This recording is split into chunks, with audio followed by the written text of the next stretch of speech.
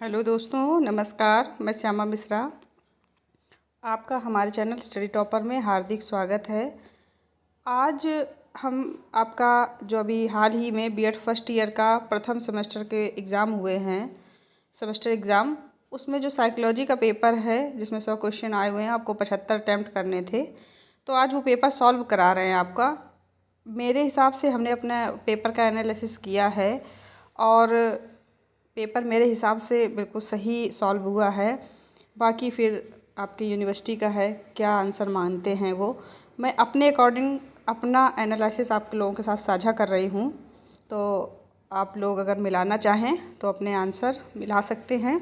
मेरे पास जो ये सेट है वो है आपका सेट डी है मेरे पास।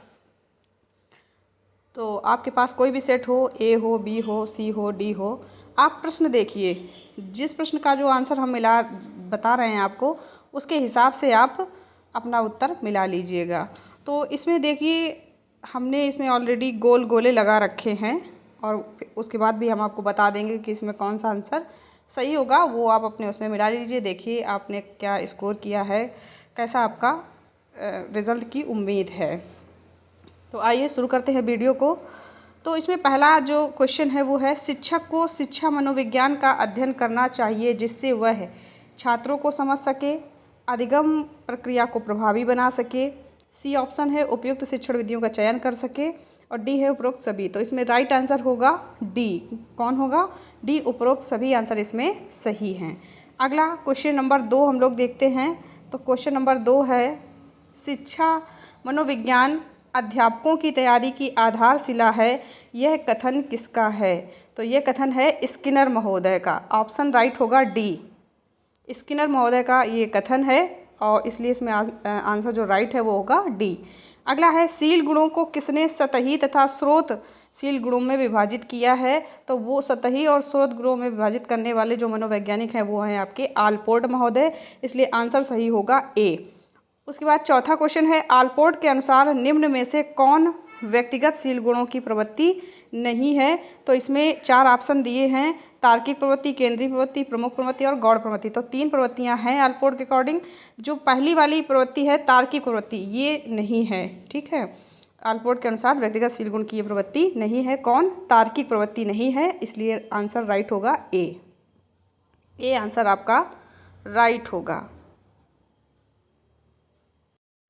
5वां क्वेश्चन है, व्यक्तित्व के चरों या विमाओं को जानने के लिए किस सांख्यिकी प्रविधि का प्रयोग किया जाता है?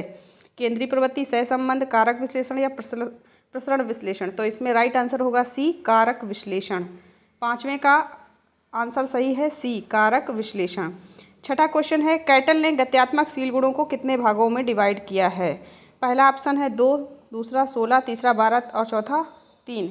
तो कैटल ने गत्यात्मक शील गुणों को कुल 16 भागों में डिवाइड किया है।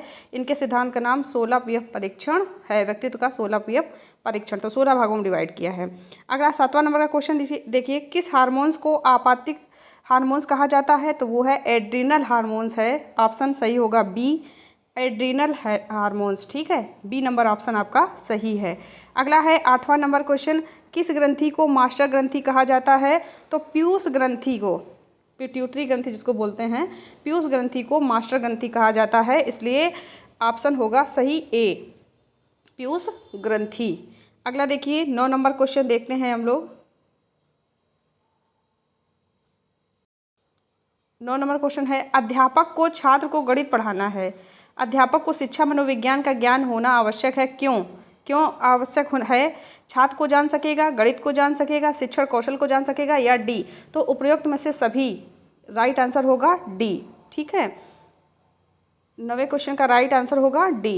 10वां क्वेश्चन देखें, सीखने का एक उदाहरण है, सीखने का एक उदाहरण है, तो इसमें जो राइट आंसर होगा वो होगा डी, शिशु का तैरना, क्योंकि शिशु तैरना सीखता है। बाकी कुत्ते, कोई भी जानवर हो उसको तैरना आता है ऑलरेडी। भोजन को देखकर शिशु के मुंह में लार निकलना, यह भी स्वाभाविक क्रिया है। भोजन को देखकर कुत्ते के मुंह में लार आना, यह भी स्वाभाविक क्रिया है। सीखना क्या है? तैरना है, वो भी कौन? मनुष्य तैरना सीखता है, मनुष्य को जन्मजात तैरना नहीं आता है। तो राइट आंसर होगा डी। 11वें का देखिए, किस अवस्था में बालक निर्जीव वस्तुओं को सजीव समझने लगता है? तो इसमें राइट आंसर होगा ए, पूर्व प्रत्यात्मक अवस्था। इसको जीववाद भी कहते हैं। एज होती है 2 से 4 वर्ष। ये जीन पियाजे की जो संज्ञानात्मक विकास की 4 अवस्थाएं हैं। उसमें जो पूर्व संक्रिया अवस्था है उसके ये 2 पार्ट हैं, एक पूर्व प्रत्यात्मक अवस्था और दूसरा अंतर्देशीय अवस्था।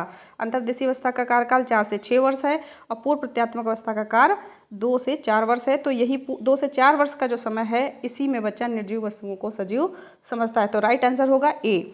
अगला है पावलाव के प्रयोग में घंटी की आवाज़ है क्या है? तो घंटी की आवाज़ क्या है? एक अनकंडीशनल स्टिमुलस है, यानी एक अनअनुबंधित उद्दीपक है, ठीक है, या कहें अस्वाभाविक उद्दीपक है। तो राइट आंसर होगा ए नंबर आपका सही है, अनुबंधित उद्दीपक। अगला देखिए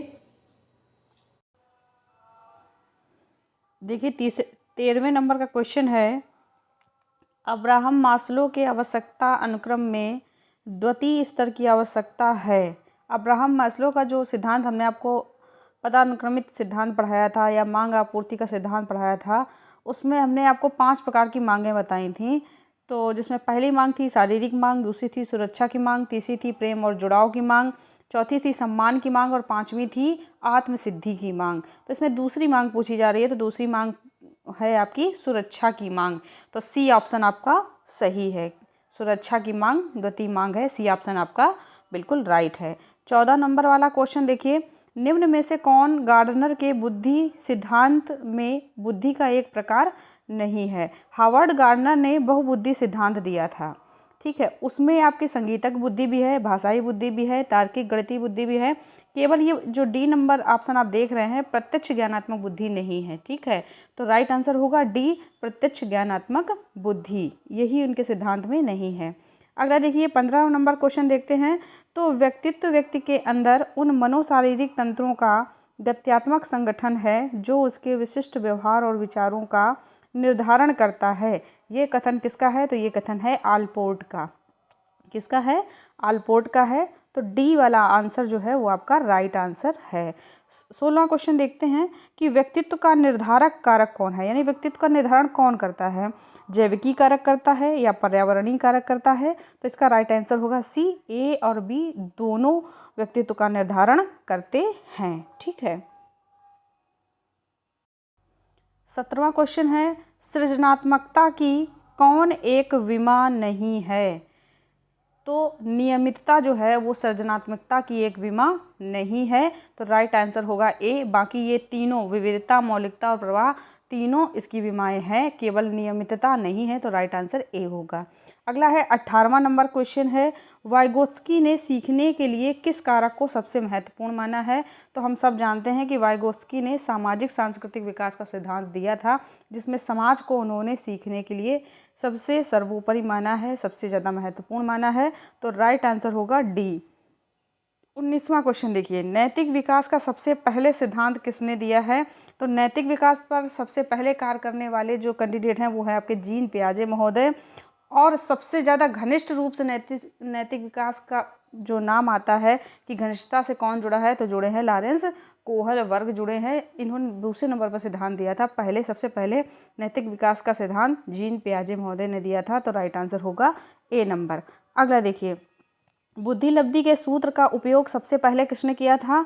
तो सूत्र का सबसे पहले जो उपयोग किया था वो किया था आपके टर्मन महोदय ने। किसने किया था? टर्मन महोदय ने बुद्धिलब्धि सूत्र का सबसे पहले उपयोग किया था। तो राइट आंसर होगा बी नंबर आपका इसमें राइट आंसर होगा। 21वां क्वेश्चन है, विकास है परिवर्तन की प्रगतिशील श्रृंखला, परिवर्तन की प्रतिगामी श्रृंखला, अभिवृद्धि का प्रकार या इनमें से सभी? तो इसमें से जो राइट आंसर होगा वो आपका होगा ए नंबर, परिवर्तन की प्रगतिशील श्रृंखला है क्या? विकास। क्योंकि इसमें सभी हो जाता, कन्फ्यूजन हो गई थी, सभी इसलिए हो जाता, लेकिन यहाँ पे सी आंसर जब हम लोग देखेंगे उसमें लिखा है अभिवृद्धि का एक प्रकार। तो विकास अभिवृद्धि का प्रकार नहीं है, बल्कि अभिवृद्धि जो है वो विकास के अंतर्गत आती है। तो इसमें राइट आंसर जो होगा वो ए नंबर होगा, परिवर्तन की प्रगतिशील श्रृंखला है क्या? विकास, ठीक है। 22वां क्वेश्चन देखते हैं, स्किनर ने किस पर अपना प्रयोग किया था? स्किनर ने किस पर अपना प्रयोग किया था, यानी स्किनर का सिद्धांत कौन सा था? तो पहला आंसर इसमें राइट है, वो है क्रिया प्रसूत अनुबंधन सिद्धांत, जो कि किसने दिया है? स्किनर महोदय ने दिया है। अगला है, यदि जिस साधन के द्वारा लक्ष्य प्राप्त किया जाए, जिस साधन के द्वारा लक्ष्य प्राप्त किया गया था वह खुद लक्ष्य बन जाए तो इसे अल्पोर्ट ने क्या कहा है? तो इसे अल्पोर्ट ने कहा है कार्यात्मक स्वायत्तता। क्या कहा है? कार्यात्मक स्वायत्तता। तो राइट आंसर होगा सी। सील गुणों को द्विध्रुवी विमाओं पर व्यक्त करने वाले कौन थे? तो वो थे आपके अल्पोर्ट महोदय। राइट आंसर होगा बी। सील गुणों को द्विध्रुवी विमाओं पर व्यक्त करने वाले जो मनोवैज्ञानिक थे वो थे कौन? अल्पोर्ट थे। सतही और सील गुणों, दो प्रकार के सील गुणों को डिवाइड किया था इन्होंने। ठीक है, तो इसमें राइट आंसर होगा बी, अल्पोर्ट होगा। नेक्स्ट है वाइगोत्स्की का सामाजिक सांस्कृतिक सिद्धांत किस मनोवैज्ञानिक संप्रदाय से संबंधित है? तो वाइगोत्स्की जो संबंधित हैं वो है संरचनावाद से। किससे हैं? संरचनावाद से जुड़े हैं वाइगोत्स्की महोदय। तो राइट आंसर होगा सी। अगला देखिए 26 नंबर क्वेश्चन है, जब कोई बच्चा किसी समस्या को हल करने में कठिनाई का अनुभव करता है तो अध्यापक उसकी कठिनाई को दूर करने के लिए उसे आवश्यक संकेत प्रदान करते हैं, यानी अस्थायी सहायता प्रदान करते हैं। तो इसे क्या कहा जाता है? तो इसे कहा जाता है मचान निर्माण। अंग्रेजी में इसको कहते हैं स्कैफोल्डिंग। तो राइट आंसर होगा सी। सी इसका राइट आंसर होगा। अगला है विचारों में वैविध्य का मापन करने वाला परीक्षण कौन है? यानी जब हमारे विचारों में विविधता पाई जाती है तो ऐसा कौन सा परीक्षण है जो इसका मापन करता? तो वो है आपका अपसारी चिंतन परीक्षण। अपसारी चिंतन होता ही यही है कि किसी एक विचार पर जब हम कई सारे विचार क्रिएट कर लेते हैं, उस विचार का विश्लेषण कर लेते हैं, तो उसको क्या कहते हैं? अपसारी चिंतन कहते हैं। ठीक है, तो राइट आंसर होगा ए। समीपस्थ विकास क्षेत्र क्या होता है? समीपस्थ विकास क्या होता है? तो समीपस्थ विकास जो होता है वो उसमें इस क्वेश्चन का राइट आंसर होगा डी। समीपस्थ विकास होता है बच्चा स्वयं जितना कर सकता है और जितना बिना किसी सहायता के नहीं कर सकता, उनके दोनों के बीच का जो क्षेत्र होता है उसको समीपस्थ विकास कहा जाता है। ठीक है, जेडपीडी की जो अवधारणा दी थी वाइगोत्स्की महोदय ने, जेडपीडी होती वही है कि उसी को हिंदी में समीपस्थ विकास कहते हैं। जो बच्चा जो जानता हो और जो ना जानता हो उसके बीच की जो कड़ी होती है उसको जेडपीडी कहा जाता है। ठीक है, आगे बढ़ते हैं। बुद्धि का बहुकारक सिद्धांत किसने दिया था? तो बहुकारक सिद्धांत आपका दिया था थर्स्टन महोदय ने। किसने दिया था? बुद्धि का समूह कारक सिद्धांत। तो समूह कारक सिद्धांत दिया था आपका थर्स्टन ने। किसने दिया था? थर्स्टन ने दिया था। ठीक है, आगे देखते हैं। निम्न में से कौन द्विकारक सिद्धांत के, इसमें दिया है दा कारक की विशेषता नहीं है, यानी जी फैक्टर पूछा गया। इंग्लिश में भी देख लो, which one of the following is not a characteristic of G factor of two factor theory. ठीक है, स्पीयरमैन की जो द्विकारक सिद्धांत है उसमें एक है आपका जी फैक्टर, एक है आपका एस फैक्टर। जी मतलब जनरल, ठीक है, जनरल बुद्धि यानी सामान्य बुद्धि, और एस फैक्टर मतलब स्पेशल बुद्धि होती है जिसको विशिष्ट बुद्धि कहते हैं। तो जो आपकी जनरल बुद्धि होती है ये कैसी होती है? जन्मजात होती है। और जो आपका एस फैक्टर होता है वो कैसा होता है? अर्जित होता है। ठीक है, तो इसमें देख लीजिए जो जनरल बुद्धि है उसकी विशेषता देख लीजिए। ये जन्मजात योग्यता है, राइट आंसर है। ये एक सामान्य मानसिक योग्यता है, ये भी सही है। यह वातावरण से अर्जित है, यही गलत है। तो राइट आंसर होगा इसमें सी नंबर राइट आंसर होगा। यह वातावरण से अर्जित होता है, ये गलत है। ठीक है, ये गलत एक विशेषता नहीं है, ये पूछा गया। तो राइट आंसर होगा इसमें सी। क्या होगा राइट आंसर? सी होगा। ठीक है, आगे देखते हैं। अगला है गिलफोर्ड के बुद्धि संरचना में कितनी विमाएं हैं? तो गिलफोर्ड ने 3 डायमेंशन थ्योरी दी है, 3 विमा थ्योरी दी है। तो इसमें 3 राइट आंसर है, यानी आंसर सही होगा बी। अगला है किशोरावस्था बड़े संघर्ष, तनाव, तूफान और विरोधावस्था की अवस्था है। ये सिद्धांत है स्टैनली हॉल का, जीएस हॉल का है। ठीक है, तो राइट आंसर होगा इसमें सी ऑप्शन आपका बिल्कुल सही है। अगला है 33वां क्वेश्चन, वैयक्तिक भिन्नता के कारण क्या हैं? तो आनुवंशिकता, वातावरण, आयु, उपरोक्त सभी। तो सभी वैयक्तिक भिन्नता के कारण हैं। अगला है 34वां क्वेश्चन, नाच ना आवे आंगन टेढ़ा की कहावत एक उदाहरण है किसका? तो ये है प्रक्षेपण। क्या है? प्रक्षेपण। जहां हम अपनी कमियां दूसरों पर थोप देते हैं उसको क्या कहते हैं? प्रक्षेपण कहते हैं। तो प्रक्षेपण नामक रक्षा युक्ति का प्रयोग यहाँ पर हुआ है, राइट आंसर होगा बी।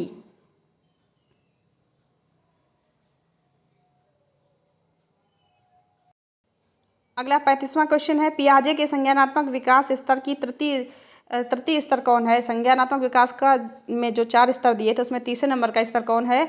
तो वो है मूर्त क्रियात्मक अवस्था। कौन है? मूर्त क्रियात्मक अवस्था, राइट आंसर होगा बी। हवाई महल बनाना किसका उदाहरण है? तो ये है दिवा स्वप्न का। काय का है? दिवा स्वप्न नामक जो सामाजिक समायोजन की युक्ति हम लोगों ने पढ़ी थी उसमें दिवा स्वप्न भी आया था। तो ये दिवा स्वप्न नामक समायोजन की युक्ति है हवाई महल बनाना। अगला है नार्सिसिज्म क्या है, तो नार्सिसिज्म क्या है, स्वकामुकता है या अहम की भावना है जिसमें हम सिर्फ अपने आप को देखते हैं, उसको कहते हैं नार्सिसिज्म, जो कि किसने दिया था, सिगमंड फ्रॉइड ने ये शब्द दिया है। आगे देखते हैं, पहले सीखी गई कोई चीज़ बाद में सीखी गई चीज़ों को के कारण भूलने लगती है तो उसे क्या कहते हैं, तो उसे कहते हैं पूर्वलक्षी नकारात्मक स्थानांतरण। क्या कहते हैं, पूर्वलक्षी नकारात्मक स्थानांतरण। तो राइट आंसर होगा बी। अगला है सीखने के स्थानांतरण संबंधी समान तत्वों का सिद्धांत किसने दिया है, तो दिया है थॉर्नडाइक महोदय ने। किसने दिया है, थॉर्नडाइक महोदय ने दिया है। राइट आंसर होगा ए। किस अवस्था को मिथ्या परिपक्वता की अवस्था कहा जाता है, तो वो अवस्था है आपकी बाल्यावस्था। ऑप्शन होगा बी राइट आंसर, ये कहा है जे.एस. रॉस ने। ठीक है, बी ऑप्शन इसका सही होगा। मानव के संज्ञानात्मक अभिप्रेरणात्मक चक्र में चौथा तत्व कौन सा है, तो चौथा तत्व है उपलब्धि। क्या है, उपलब्धि। तो राइट आंसर होगा बी। आवश्यकता और प्रवणोत के मध्य कौन सा कथन सत्य है, दोनों एक दूसरे के समांतर हैं, यही कथन सत्य है, यानी ऑप्शन सही होगा बी। ऑप्शन कौन सा सही होगा, बी सही होगा आपका आंसर। 43 नंबर क्वेश्चन देखिए, आवश्यकता है शरीर में किसी चीज़ की कमी। देखिए आवश्यकता क्या होती है, जब भी हमारे पास किसी चीज़ का अभाव होता है तो उसी को क्या कहते हैं, आवश्यकता कहते हैं। तो इसमें जो राइट आंसर होगा वो ए नंबर है, शरीर में किसी चीज़ की कमी। ठीक है, अगला 44 नंबर क्वेश्चन देखते हैं, भूख किस प्रकार का अभिप्रेरक है। तो भूख जो है वो एक प्राथमिक अभिप्रेरक है, प्राथमिक कहें जैविक कहें। ठीक है, तो ये कौन सा है, प्राथमिक। भूख, प्यास, नींद, काम, मलमूत्र त्याग, ये सब कैसे अभिप्रेरक हैं, 5 अभिप्रेरक हैं जो कि जैविकी होते हैं, जिनको हम लोग प्राथमिक अभिप्रेरक कहते हैं। ठीक है, तो भूख जो है वो प्राथमिक अभिप्रेरक है।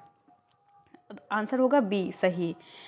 45वां क्वेश्चन देखिए, एकांकी जुड़वां बच्चों की आनुवंशिकता में कितनी समानता होती है। एकांकी जुड़वां होते जो एक ही नाल से दोनों बच्चे एक ही उसमें ओवरी में रहते हैं और एक ही नाल से जुड़े होते हैं, उनको एकांकी जुड़वां कहते हैं। उनमें आनुवंशिकता जो होती है वो 100% समान होती है। कितनी होती है, 100% समान होती है। तो राइट आंसर होगा ए। अगला देखिए 46 नंबर क्वेश्चन है, भाषा विकास का नियंत्रण सामान्यता कौन करता है, यानी हमारे मस्तिष्क का कौन सा ऐसा भाग है जो भाषा विकास का नियंत्रण करता है, तो वो है लघु मस्तिष्क। कौन है, लघु मस्तिष्क है जो भाषा पर नियंत्रण करता है। तो राइट आंसर होगा सी नंबर, आपका बिल्कुल राइट आंसर है।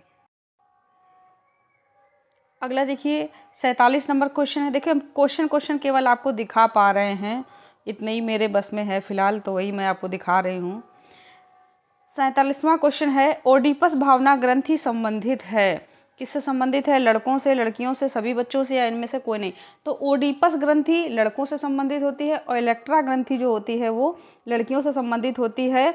ओडिपस ग्रंथि के कारण ही लड़के अपनी माँ से और इलेक्ट्रा ग्रंथि के कारण ही लड़कियाँ अपनी पिता से विपरीत लिंगी लगाव होता है।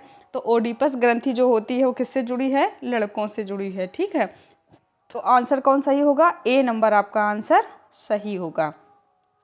अगले देखिए 48 नंबर क्वेश्चन है, पहली मनोवैज्ञानिक प्रयोगशाला किसने स्थापित की थी। सभी लोग जानते हैं कि विलियम वुंट ने की थी। तो राइट आंसर होगा डी, विलियम वुंट। अगला देखिए व्यवहारवाद का जनक कौन है। ये देखो ये चारों नाम जो है, थॉर्नडाइक, वाटसन, स्किनर, पावलोव, ये चारों व्यवहारवादी हैं, लेकिन व्यवहारवाद के जो जनक हैं वो है वाटसन महोदय। तो राइट आंसर होगा बी, कौन है, वाटसन महोदय। ठीक है, 50वां क्वेश्चन देखिए, संज्ञानात्मक विकास के 4 अलग अलग स्तरों की पहचान किसने की है। तो संज्ञानात्मक विकास पर सबसे ज़्यादा कार्य करने वाले जीन पियाजे महोदय हैं और जीन पियाजे ने 4 अलग अलग स्तर बताए हैं संज्ञानात्मक विकास के। तो राइट आंसर होगा सी, पियाजे, जीन पियाजे। ठीक है, सी, जीन पियाजे राइट आंसर होगा। अगला 51 नंबर क्वेश्चन है, सीखने के स्थानांतरण में सहायक है शिक्षण विधियाँ, सामान्यीकरण, समझ, उपरोक्त सभी। तो सभी चीज़ें सीखने के स्थानांतरण में सहायक होती हैं, ट्रांसफर ऑफ लर्निंग में ये सारे कारक जो है वो प्रभावी हैं। तो राइट आंसर होगा डी, उपरोक्त सभी। 52 नंबर क्वेश्चन देखिए, 2 व्यक्तियों के बीच वैयक्तिक भिन्नता होने का क्या कारण होता है। नंबर 1 ऑप्शन है उनके बीच टकराव, बी है उनके व्यक्तित्व में असमानता, उनके सी नंबर है मानव जाति के व्यक्तित्व में समानता, और डी है इनमें से कोई नहीं। तो राइट आंसर है बी, उनके व्यक्तित्व में असमानता, क्योंकि हम सभी रंग, रूप और मानसिक बुद्धि या व्यक्तित्व के आधार पर सब कैसे होते हैं, रुचियों के आधार पर अलग अलग होते हैं। ठीक है, तो उनके व्यक्तित्व में असमानता यही व्यक्तित्व भिन्नता का कारण है। तो राइट आंसर होगा बी। 53 नंबर देखिए, निम्नलिखित में से कौन अंतर्मुखी व्यक्तित्व की विशेषता नहीं है? तो डी ऑप्शन सही है, आक्रामकता। अंतर्मुखी व्यक्तित्व वाले जो व्यक्ति होते हैं वो बाहरी रूप से आक्रामक नहीं होते हैं, बल्कि अगर उन्हें कभी क्रोध आता है तो वो क्रोध उनके ऊपर बीतता है, तो आक्रामक नहीं होते हैं। बाकी तीनों विशेषताएं हैं, दिवा स्वप्न वाले भी होते हैं, शर्मीले भी होते हैं और चिंताग्रस्त भी होते हैं, केवल आक्रामक नहीं होते। तो राइट आंसर डी होगा, आक्रामकता। ठीक। 54 नंबर क्वेश्चन है, किसने अंतर्मुखी और बहिर्मुखी व्यक्तित्व का वर्गीकरण किया है? तो वो किया है जुंग महोदय ने अंतर्मुखी और बहिर्मुखी व्यक्तित्व का वर्गीकरण किया था। बाद में इनके चेला जो थे, इनके जो शिष्य लोग थे, उन्होंने एक व्यक्तित्व इसमें और जोड़ दिया था, वो था आपका उभयमुखी। लेकिन जुंग महोदय ने 2 ही प्रकार का व्यक्तित्व डिवाइड किया था, एक अंतर्मुखी और एक बहिर्मुखी। तो राइट आंसर होगा बी, जुंग। अगला है जुंग या जंग, इसमें लिखा है लेकिन जुंग होता है, कहीं कहीं युंग पढ़ा जाता है उसको। 55 नंबर क्वेश्चन देखिए, जब निचले हिस्से की तुलना में शरीर के ऊपरी हिस्से का विकास पहले होता है तो उसे क्या कहा जाता है? यानी जब सर से विकास शुरू हो और पैरों तक बाद में जाए, तो इस तरह के विकास को मस्तकाधोन्मुखी विकास कहते हैं। क्या बोलते हैं? मस्तकाधोन्मुखी विकास, यानी सिर से पैर का जो विकास होता है। पहले जैसे आपने देखा भ्रूण का निर्माण जब होता है तो सबसे पहले सर बनता है, सर के बाद निर्माण धीरे धीरे होकर और लास्ट में पैर तक पहुंचता है। ठीक है, तो मस्तकाधोन्मुखी क्रम इसको कहते हैं, जब निचले हिस्से की तुलना में शरीर के ऊपरी हिस्से का विकास पहले होता है। ठीक है, तो राइट आंसर होगा बी इसमें। 56वां क्वेश्चन देखिए, शील गुणों के समन्वय तथा संगतता को आलपोर्ट ने क्या कहा है? तो आलपोर्ट ने शील गुणों के समन्वय तथा संगतता को अपनापन कहा है। क्या कहा है? अपनापन कहा है। राइट आंसर होगा इसमें सी नंबर, सी आपका सही होगा। 57वां क्वेश्चन देखिए, सेल्डन ने शारीरिक गठन के आधार पर व्यक्तित्व के कितने प्रकार बताए हैं? तो सेल्डन ने शारीरिक गठन के आधार पर 3 प्रकार बताए हैं व्यक्तित्व के। कितने बताए हैं? 3 प्रकार व्यक्तित्व के बताए हैं सेल्डन ने। 58 नंबर क्वेश्चन देखिए, पर्सोना किस भाषा का शब्द है? तो पर्सोना शब्द जो है वो लैटिन भाषा का शब्द है, जिसका अर्थ होता है मुखौटा। क्या होता है? मुखौटा। 59 नंबर क्वेश्चन देखिए, दूसरे द्वारा स्थापित नियमों पर आधारित नैतिकता को क्या कहते हैं? तो दूसरों के द्वारा जो नैतिकता स्थापित की जाती है और जब हम उसको कॉपी करते हैं, अपने ऊपर लागू करते हैं, तो उसको कहते हैं नैतिक समानता। क्या कहते हैं? नैतिक समानता कहते हैं। तो राइट आंसर होगा सी। क्या होगा? सी आंसर राइट होगा। अगला देखिए 60 नंबर क्वेश्चन देखिए, प्रथम मानकीकृत बुद्धि परीक्षण का निर्माण किसने किया था? प्रथम मानकीकृत बुद्धि परीक्षण का निर्माण किसने किया था? तो वो किया था आपका बिने साइमन ने। किसने किया था? बिने साइमन ने किया था। ठीक है, राइट आंसर होगा ए। अगले देखिए 61 नंबर क्वेश्चन देखिए, स्पीयरमैन ने बुद्धि का कौन सा सिद्धांत दिया है? तो स्पीयरमैन ने द्विकारक बुद्धि का सिद्धांत दिया, जिसमें उन्होंने जी फैक्टर और एस फैक्टर यानी सामान्य बुद्धि और विशिष्ट बुद्धि की बात कही है। तो राइट आंसर होगा ए, द्विकारक सिद्धांत। अगला 62 नंबर क्वेश्चन है, मौजूदा स्कीम में नई जानकारी रखना कहा जाता है। तो मौजूदा स्कीम में कोई नई जानकारी को जोड़ देना आत्मसातीकरण कहा जाता है, आत्मसातकरण कहा जाता है। आंसर नंबर बी राइट होगा। ठीक है, 63 नंबर क्वेश्चन देखिए, यदि किसी व्यक्ति की मानसिक आयु उसके वास्तविक तैथिक आयु से अधिक है तो उसकी बुद्धि लब्धि होगी। यानी यदि किसी व्यक्ति की जो आयु है उसकी वास्तविक आयु से उसकी मानसिक आयु ज़्यादा है तो उसकी बुद्धि लब्धि क्या होगी? देखिए, अगर आपकी वास्तविक आयु से मानसिक आयु कम है तो आपकी बुद्धि लब्धि जो है, सामान्य जो बुद्धि लब्धि 90 से 110 रखी गई है उससे कम यानी मंदबुद्धि हो जाएगा। ठीक है, अगर 100 होगी तो 100 अगर होगी तो मानसिक आयु और तैथिक आयु बराबर होना चाहिए। अगर तैथिक आयु मानसिक आयु ज़्यादा जा रही है तो सीधी सी बात है कि बुद्धि लब्धि 100 से ऊपर होगी। तो राइट आंसर इसमें क्या होगा? 100 होगा, 100 से अधिक। ठीक है, तो सी ऑप्शन आपका बिल्कुल सही है। अगला है 64 नंबर क्वेश्चन है, नैतिक विकास से घनिष्ठ रूप से जुड़ा नाम है। नैतिक विकास में के संबंध में सबसे ज़्यादा घनिष्ठ रूप से किसका नाम जुड़ा है? तो वो जुड़ा है आपका कोहल वर्ग का। किसका जुड़ा है? कोहल वर्ग का। तो डी ऑप्शन आपका सही है। अगला है, शास्त्रीय अनुबंधन का सिद्धांत किसने दिया? तो शास्त्रीय अनुबंधन का जो सिद्धांत है, शास्त्रीय अनुबंधन का सिद्धांत किसने दिया? तो शास्त्रीय अनुबंधन का सिद्धांत दिया है आपका पावलोव महोदय ने। किसने दिया है? क्लासिकल थ्योरी जो है पावलोव महोदय ने दी है, तो राइट आंसर होगा बी। अगला है 66 नंबर क्वेश्चन, सीखने के किस सिद्धांत में मनोवैज्ञानिक आहा अनुभव को सीखने से जोड़ते हैं? आहा अनुभव को कौन जोड़ते हैं? तो सूझ सिद्धांत में जोड़ा जाता है। और जोड़ते कौन है? तो गेस्टाल्टवादी जो है, समग्रवादी जिनको कहते हैं, वो आहा अनुभव को सूझ के सिद्धांत से जोड़ते हैं। ठीक है, आहा अनुभव क्या होता है? जैसे सूझ का सिद्धांत ही आइडिया या सूझ पर निर्धारित है। जब हम किसी समस्या में होते हैं और अचानक हमारे दिमाग में कोई समाधान आता है तो हम क्या कहते हैं? आहा आ गया आइडिया, है ना, या ओहो आ गया आइडिया। तो आहा सिद्धांत किससे रिलेटेड है? सूझ के सिद्धांत से। और सूझ का सिद्धांत किसने दिया है? तो गेस्टाल्टवादियों ने दिया है। ठीक है, तो आंसर सही है सी नंबर। 67 नंबर क्वेश्चन देखिए, किसने स्थानिक बुद्धि को बुद्धि का एक प्रकार बताया है? तो स्थानिक बुद्धि को बुद्धि का एक प्रकार बताया आपके गार्डनर महोदय ने। आंसर सही होगा डी। इन्होंने ही बहुबुद्धि सिद्धांत दिया था और बहुबुद्धि सिद्धांत में इन्होंने स्थानिक बुद्धि का भी जिक्र किया है, तो राइट आंसर होगा डी। 68 नंबर क्वेश्चन देखो, वुडवर्थ के अनुसार विकास है, तो अकॉर्डिंग टू वुडवर्थ जो विकास है वो क्या है? आनुवांशिकता और पर्यावरण का गुणनफल है। क्या है? आनुवांशिकता और पर्यावरण का गुणनफल है, तो राइट आंसर होगा ए। मुझसे बी लग गया है गलती से, आप ए कर लीजिए। आनुवांशिकता और पर्यावरण का गुणनफल है। ठीक है, ए ऑप्शन सही है। 69 नंबर क्वेश्चन है, निम्न में से कौन सा कथन पियाजे के संज्ञानात्मक विकास के सिद्धांत के लिए सही नहीं है? पहला देखिए, यह विश्वास करता है कि विकास एक सतत प्रक्रिया है। राइट है बिल्कुल। यह मानता है कि बच्चे आत्मसातीकरण व समायोजन द्वारा सीखते हैं। ये भी सही है। सी ऑप्शन है, ये विश्वास करता है कि संज्ञानात्मक विकास 4 चरणों में होता है। ये तो 100% सही है। सौम्य धारण एक आत्मनियंत्रक प्रक्रिया है। ये भी ऑप्शन सही। इसके चारों ऑप्शन सही हैं। तो मुझे थोड़ा सा कम जो लगा है वो लगा है, ये मानते हैं कि बच्चे आत्मसातीकरण व समायोजन द्वारा सीखते हैं, क्योंकि इन्होंने क्या कहा है कि बच्चा स्वयं जो है वो नन्हा वैज्ञानिक है और अपने ज्ञान का निर्माण वो स्वयं करता है। इन्होंने समाज को, भाषा को नगण्य रखा है, तो इसलिए मुझे बी ऑप्शन थोड़ा कम सही लग रहा है। बाकी ऑप्शन इसके चारों सही हैं। प्रश्न एक तरीके से विवादित लगता है। ठीक है, तो बाकी आपका यूनिवर्सिटी जो भी निर्णय करे, मेरे अकॉर्डिंग बी सही है।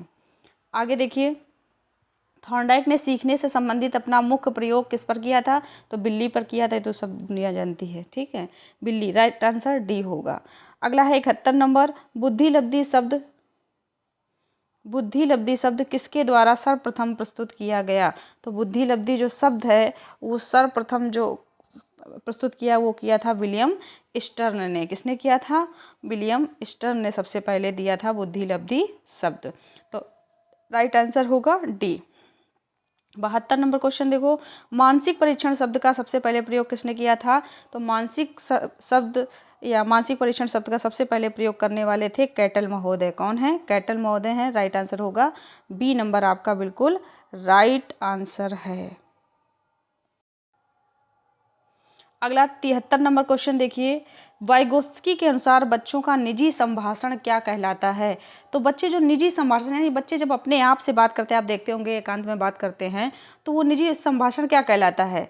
नंबर ए, ये प्रदर्शित करता है कि वे खुद से प्रेम करते हैं। नंबर बी, ये बताता है कि बच्चे अपने इस संभाषण से अपनी क्रियाओं को निर्देशित करते हैं। बिल्कुल यही राइट आंसर है, बाकी और पढ़े दे रहे हैं आपको। ये बताता है कि बच्चे आत्म केंद्रित हैं। यह प्रदर्शित करता है कि बच्चे मूर्ख हैं, तो डी तो बिल्कुल जल्द से नहीं होगा।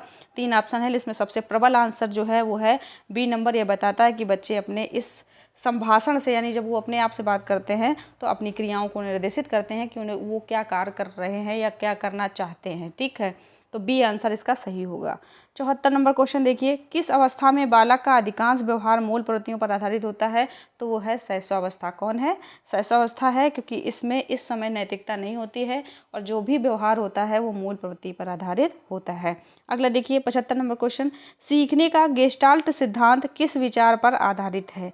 सीखने का गेस्टाल्ट सिद्धांत किस विचार पर आधारित है? तो ये है प्रत्यक्षण पर, यानी प्रत्यक्षीकरण पर। ठीक है, तो प्रत्यक्षीकरण पर आधारित है सीखने का गेस्टाल्ट सिद्धांत। राइट आंसर होगा डी। 76 नंबर क्वेश्चन देखिए, गैने निम्नलिखित में से किस कार्य के लिए प्रसिद्ध हैं? रॉबर्ट एम गैने किस कार्य के लिए प्रसिद्ध हैं? सीखने के अनुबंध सिद्धांत के लिए? बिल्कुल नहीं है। सीखने के नियम के लिए? बिल्कुल नहीं है, क्योंकि सीखने का नियम थॉर्नडाइक महोदय ने दिए हैं। उसके बाद सीखने की परिस्थितियों के लिए जो रॉबर्ट एम गैने प्रसिद्ध हैं वो हैं सीखने की परिस्थितियों के लिए। इनके जो गहने की जो अधिगम सोपानकी है वो किसके लिए है? सीखने की परिस्थितियों के लिए है। तो आंसर होगा सी। अगला देखिए 77 नंबर क्वेश्चन, कोहल वर्ग के नैतिक विकास के सिद्धांत की एक प्रमुख आलोचना बताइए। सारी आलोचनाएं ही हैं, लेकिन प्रमुख आलोचना जो पूछी गई है तो वो है डी नंबर है आपका, बिल्कुल सही है। उसने पुरुषों और महिलाओं के नैतिक तर्क में सांस्कृतिक अंतर को महत्व नहीं दिया, उसने महिलाओं की बात ही नहीं की है। यानी कोहल वर्ग ने अपने नैतिक विकास के सिद्धांत में कहीं भी महिलाओं का जिक्र नहीं किया है, महिलाओं की नैतिकता पर बात नहीं की। यही इनका माइनस पॉइंट है, सबसे ज़्यादा आलोचना इनकी इसी पर हुई है। तो राइट आंसर होगा डी। अगला देखिए, किसने मानसिक आयु के संप्रत्यय का प्रतिपादन किया है? तो मानसिक आयु को जो संप्रत्यय दिया था वो किसने दिया था? अल्फ्रेड बिने ने दिया था। राइट आंसर होगा डी, अल्फ्रेड बिने। अगला 79 नंबर क्वेश्चन देखिए, द प्रिंसिपल ऑफ साइकोलॉजी पुस्तक के लेखक हैं। तो द प्रिंसिपल ऑफ साइकोलॉजी पुस्तक के लेखक हैं आपके विलियम जेम्स महोदय। कौन है? विलियम जेम्स हैं the principle of psychology book के लेखक। राइट आंसर होगा सी। 80 नंबर क्वेश्चन देखिए, कोहलर सीखने के किस तरह के सिद्धांत से संबंधित हैं? तो कोहलर जो हैं वो आप जानते हैं, कोहलर और कोपका और वर्दीमर ने मिल करके आपका एक सिद्धांत दिया था, सूझ का सिद्धांत। तो कोहलर किससे रिलेटेड है? समग्रवाद से। इसको इंग्लिश में बोलते हैं गेस्टाल्टवाद या पूर्णाकारवाद भी कहते हैं। तो समग्रवाद। राइट आंसर होगा बी। अगला 81 नंबर क्वेश्चन है, किस विकासात्मक अवस्था को दृढ़ीकरण की अवस्था कहा जाता है? तो वो है आपकी किशोरावस्था, इसको दृढ़ीकरण की अवस्था कहा जाता है। अगला है 82 नंबर क्वेश्चन है, कैटल के अनुसार व्यक्तित्व की सबसे महत्वपूर्ण अवस्था कौन सी है? तो कैटल महोदय ने व्यक्तित्व की सबसे महत्वपूर्ण अवस्था शैशवावस्था बताई है। कौन बताई है? शैशवावस्था बताई है। अनेक मनोवैज्ञानिकों ने कहा है कि शैशवावस्था जो है वो बालक का निर्माण काल है, सबसे ज़्यादा तीव्र गति से बच्चे इसी उम्र में देखते हैं, लेकिन कैटल महोदय ने शैशवावस्था को प्रमुख बताया है। ठीक है, महत्वपूर्ण अवस्था बताई है। वैसे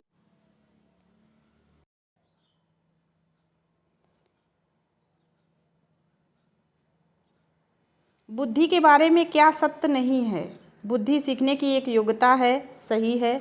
बुद्धि नवीन परिस्थितियों में समायोजन की योग्यता है, ये भी बिल्कुल सही है। बुद्धि एक अर्जित योग्यता है, ये गलत है। बुद्धि एक अर्जित योग्यता नहीं है, ये एक जन्मजात योग्यता होती है। ठीक है, तो राइट आंसर होगा सी। क्या होगा? सी ऑप्शन आपका सही है।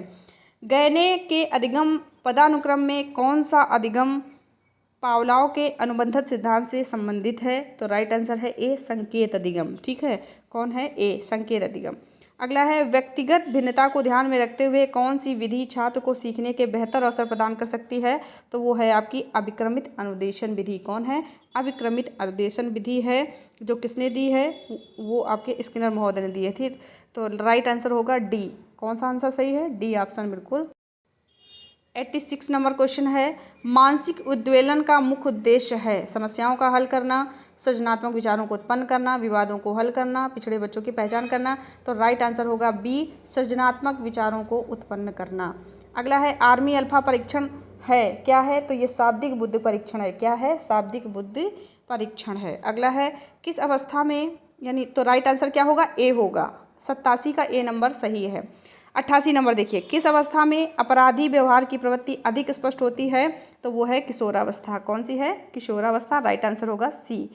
अगला 89 नंबर क्वेश्चन है, मानसिक स्वास्थ्य है संज्ञानात्मक विकास का औपचारिक स्तर, बी संपूर्ण व्यक्तित्व का पूर्ण सामंजस्य के साथ कार्य करना, सी मानसिक योग्यता में वृद्धि। उपरोक्त में से कोई नहीं। तो बी आंसर आपका बिल्कुल सही है, संपूर्ण व्यक्तित्व का पूर्ण सामंजस्य के साथ कार्य करना, ये आपका सही है। 89 का बी नंबर आंसर सही है।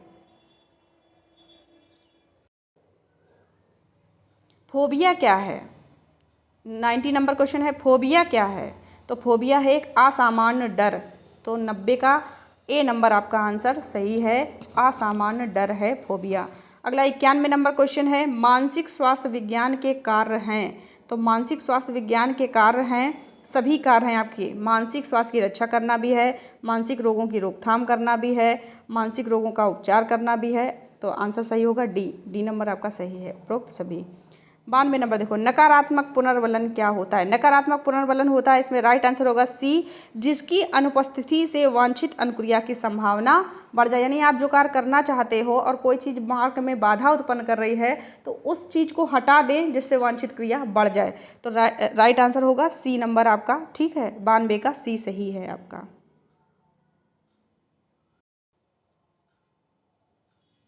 93 नंबर क्वेश्चन देखिए, निम्न में से कौन सीखने का मुख्य नियम नहीं है? तो 3 नियम मुख्य हैं, अभ्यास का नियम, प्रभाव का नियम, तत्परता का नियम।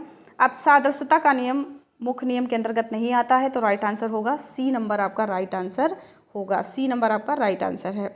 94, जब कोई व्यक्ति दुखद अनुभूति से मुक्ति पाने के लिए रोने लगता है तब उसके व्यवहार में क्या सम्मिलित होता है? तो ये समायोजन की रक्षा युक्ति है जिसको प्रतिगमन बोलते हैं, जहाँ व्यक्ति अपनी उम्र से पीछे की उम्र का व्यवहार करता है, यानी बच्चों के तरीके से फूट फूट कर रोना क्या होता है? प्रतिगमन होता है। तो राइट आंसर होगा बी। अगला है, निम्न में से कौन सृजनात्मकता की एक विमा है? तो सृजनात्मकता की एक विमा है विस्तारण। क्या है? विस्तारण। तो राइट आंसर होगा बी नंबर आपका बिल्कुल सही है, विस्तारण। 96 नंबर क्वेश्चन देखिए, निम्न में से कौन सृजनात्मकता की एक महत्वपूर्ण विशेषता है? 4 ऑप्शन है, अतिसक्रिय, लापरवाह, निम्न अवबोध, अपसारी चिंतन। अपसारी चिंतन सृजनात्मकता की एक महत्वपूर्ण विशेषता है, तो राइट आंसर होगा डी नंबर आपका राइट है। अगला देखिए, एक छात्र विद्यालय की अंतिम परीक्षा में ए ग्रेड प्राप्त करने की आकांक्षा रखता है, उसके अभिप्रेरणा को निम्न में से कौन बेहतर ढंग से व्यक्त करता है? तो इसका पहला आंसर सही होगा, उपलब्धि की आवश्यकता। क्या होगा? उपलब्धि की आवश्यकता। पहला आंसर आपका बिल्कुल सही है। अगला देखिए, 98 नंबर क्वेश्चन, एक छात्र परीक्षा में असफल होने पर अपनी असफलता का कारण प्रश्न पत्र के गलत ढंग से बने होने को मानता है, यह किस तरह की रक्षात्मक युक्ति है? तो ये क्या है? प्रक्षेपण है। क्या है? प्रक्षेपण है, जहां हम अपनी गलती किसी दूसरे पर डालते हैं, अपने असफल होने का जो कारण है वो किसी और को बताते हैं, तो ये क्या है? प्रक्षेपण रक्षा युक्ति है। तो राइट आंसर होगा डी। अगला है, भारतीय परिस्थितियों में विनय की बुद्धि परीक्षण का सबसे पहले प्रमाणीकरण किसने किया था? तो वो है C.H. राइस ने। किसने किया था? C.H. राइस ने विनय का जो बुद्धि परीक्षण माला थी उसका भारतीय अनुवाद तैयार किया था C.H. राइस ने। अगला 100 नंबर क्वेश्चन है, थॉर्नडाइक ने बुद्धि के कितने प्रकार बताए हैं? तो थॉर्नडाइक ने बुद्धि के 3 प्रकार बताए, यांत्रिक बुद्धि, अमूर्त बुद्धि और सामाजिक बुद्धि। 3 प्रकार बताए हैं थॉर्नडाइक ने, तो आंसर सही होगा बी। तो आप लोग अपना आंसर की मिला लीजिए और तनाव बिल्कुल नहीं लेना है, जो हो गया सो हो गया, आगे संभालेंगे, जो गड़बड़ हुआ होगा तो उसमें, लेकिन मिला ज़रूर लीजिएगा, देख लीजिए क्या प्रदर्शन आपने किया है, और तनाव बिल्कुल नहीं लेना। मैं रिपीट कर रही हूँ उस चीज़ के लिए। तो उम्मीद करते हैं आज